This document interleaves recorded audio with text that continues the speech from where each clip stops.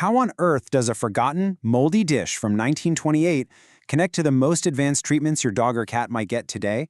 The answer, it turns out, shows this massive shift in how we do medicine, a journey from just pure luck to pure, intentional design. Let's start at the beginning.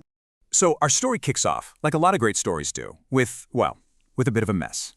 It's all about an accidental discovery that ended up becoming the single greatest weapon we've ever found against infectious disease. That's it. Those were the words from the scientist, Alexander Fleming. Not eureka or some big dramatic exclamation. Just, that's funny. It was the quiet observation of a guy who saw something that, just didn't seem right. Okay, so picture this. It's 1928. Fleming gets back to his lab, which was famously a total mess, by the way. He'd been on holiday. He starts sorting through this pile of old petri dishes he was supposed to have cleaned, and that's when one of them catches his eye. I mean, the amount of sheer luck involved here is just staggering. A single mold spore floats in through an open window, lands on this one dish, and starts this silent little war. And wherever that mold grew, the bacteria he'd been studying were just gone, wiped out. He hadn't designed a weapon, he literally just stumbled upon one. And that was penicillin, an accidental bullet for an outside enemy. So, okay, how do we connect that lucky break in a messy lab to the kind of high-tech medicine your pet might get today? The connection isn't a substance. It's a total, fundamental change in philosophy. All right, let's jump forward in time, almost 100 years. We're not talking about fighting outside invaders like bacteria anymore. Now we're talking about controlling the body's own internal systems, and with incredible precision. So, meet aglapristone. This thing is the polar opposite of penicillin. It wasn't found by accident. Nope. This molecule was designed. It was engineered with one very specific job in mind: to find and block progesterone, which is the key hormone that keeps a pregnancy going in animals like dogs and cats. So how does it pull this off? Well, think of it like a lock and a key. Progesterone is the right key. It fits into a receptor, that's the lock, and it tells the body, hey, stay pregnant. Aglapristone, though, is this brilliantly designed fake key. It slides right into the lock perfectly, but it doesn't turn. It just sits there, jamming the whole thing up so the real key, progesterone, can't get in. The signal is cut, and the pregnancy safely comes to an end.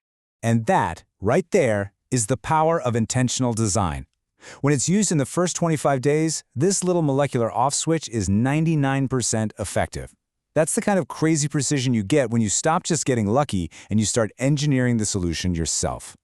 But the power of this fake key goes way beyond just pregnancy, because if you can design a switch to turn one biological process off, what happens when you use that same idea on a system that has gone completely haywire?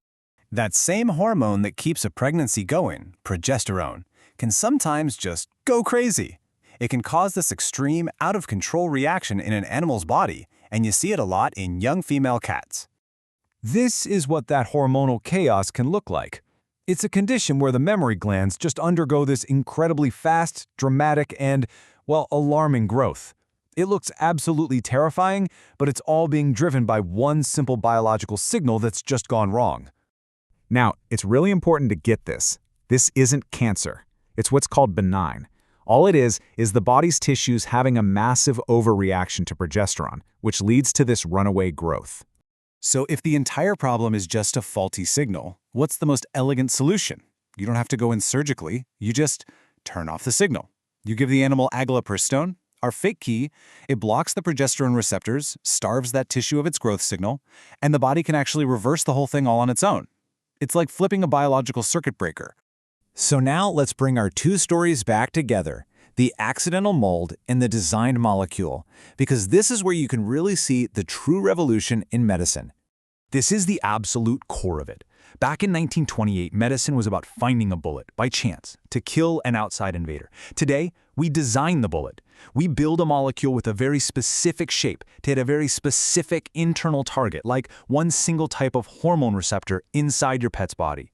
We've gone from being discoverers to being architects of health.